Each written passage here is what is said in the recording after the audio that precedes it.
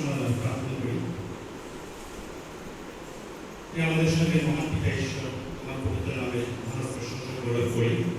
তুমি আমাদের জীবনে একবার এই সুন্দর সুন্দর সুযোগ দিয়েছো তোমার পবিত্র চরণ ধরে একত্রিত হয়ে তোমার আরাধনা বড় প্রশংসা করো। এই সর্বের সমাসীন স্বর্গীয় পিতা ঈশ্বর, আমাদের জীবনে এমন কোনো পবিত্রতা নেই, কান্ডিকতা নেই, কিন্তু তুমি আমাদের ভালোবাসো।